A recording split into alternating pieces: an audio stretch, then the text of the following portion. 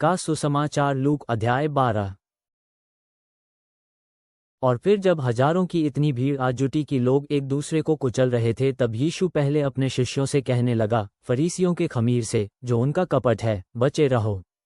कुछ छिपा नहीं है जो प्रकट नहीं कर दिया जाएगा, ऐसा कुछ अनजाना नहीं है जिसे जाना नहीं दिया जाएगा।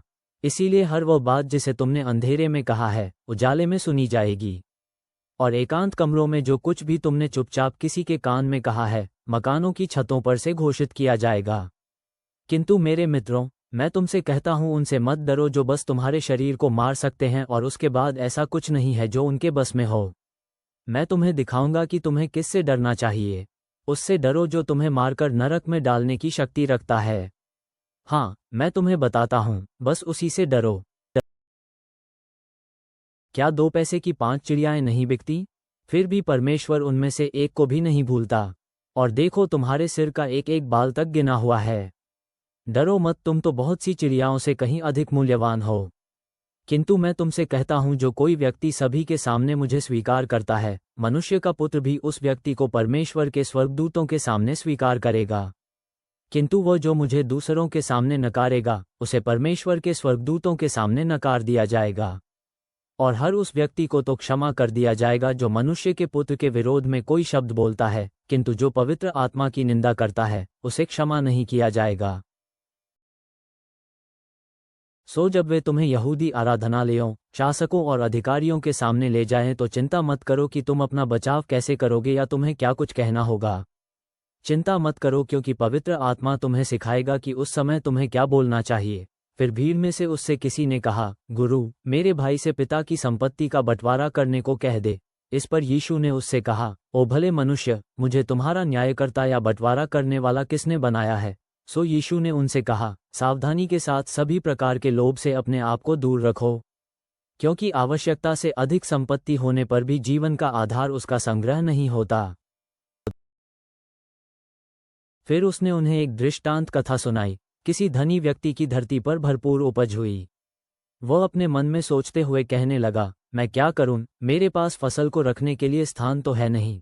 फिर उसने कहा, ठीक है, मैं ये करूंगा कि अपने अनाज के कोठों को गिराकर बड़े कोठे बनवाऊंगा और अपने समूचे अनाज को और सामान को वहां रख छोड़ूंगा। फिर अपनी आत्मा से कहूंगा, अरे मेरी आत्मा, अब बहुत सी उत्तम वस्तुएं बहुत से बरसों के लिए तेरे पास संचित हैं। घबरा मत, खा पी और मौज उड़ा। किंतु परमेश्वर उससे बोला, अरे मूर्ख, इसी रात तेरी आत्मा तुझसे ले ली जाएगी। जो कुछ तूने तैयार किया है, उसे कौन लेगा?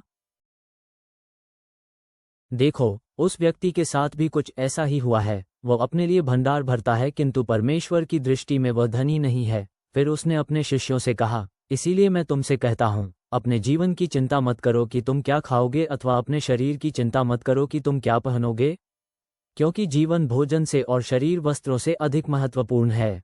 कौवों को देखो, न वे बोते हैं, न ही वे काटते हैं, न उनके पास भंडार है और न अनाज के कोठे, फिर भी परमेश्वर उन्हें भोजन देता है।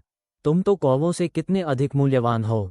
चिंता करके तुम में से कौन ऐसा है जो अपनी आयु में एक घड़ी भी और जोड़ सकता है? क्योंकि यदि तुम इस छोटे से काम को भी नहीं कर सकते, तो शेष के लिए चिंता क्यों करते हो? कुमुदिनियों को देखो, वे कैसे उगती हैं, न वे श्रम करती है, न कताई। फिर भी मैं तुमसे कहता हूं कि सुलैमान अपने सारे वैभव के साथ उनमें से किसी एक के समान भी नहीं सज सका।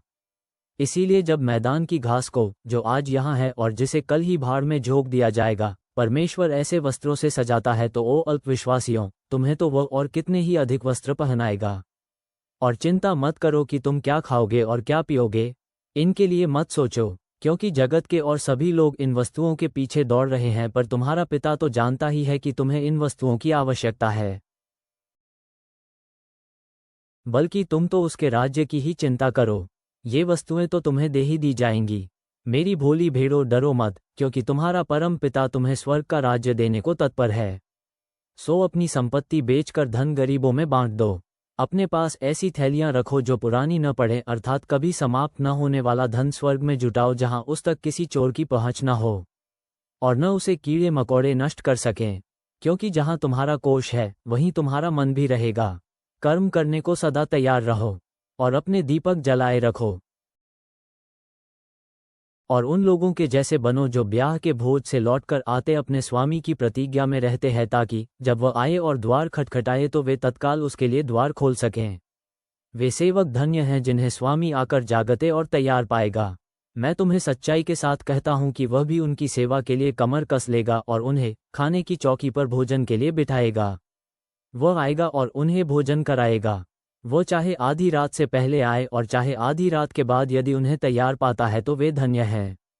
इस बात के लिए निश्चित रहो कि यदि घर के स्वामी को ये पता होता कि चोर किस घड़ी आ रहा है तो वह उसे अपने घर में सेंध नहीं लगाने देता। सो तुम भी तैयार रहो, क्योंकि मनुष्य का पुत्र ऐसी घड़ी आएगा जिसे तुम सोच भी नहीं सकते। तब पतरस ने पूछा, हे प्रभु, ये दृष्टांत कथा तू हमारे लिए कह रहा है या सबके लिए? इस पर यीशु ने कहा, तो फिर ऐसा विश्वास पात्र बुद्धिमान प्रबंध अधिकारी कौन होगा जिसे प्रभु अपने सेवकों के ऊपर उचित समय पर उन्हें भोजन सामग्री देने के लिए नियुक्त करेगा? वो सेवक धन्य है जिसे उसका स्वामी जब आए तो उसे वैसा ही करते पाए। मैं सच्चाई के साथ तुमसे कहता हूं कि वह उसे अपनी सभी संपत्तियों का अधिकारी नियुक्त करेगा। किंतु यदि वह सेवक अपने मन में ये कहे कि मेरा स्वामी तो आने में बहुत देर कर रहा है, और वह दूसरे पुरुष और स्त्री सेवकों को मारना पीटना आरंभ कर दे तथा खाने पीने और मदमस्त होने लगे, तो उस सेवक का स्वामी ऐसे दिन आ जाएगा जिसकी वह सोचता तक नहीं, एक ऐसी घड़ी जिसके प्रति वह अचेत है।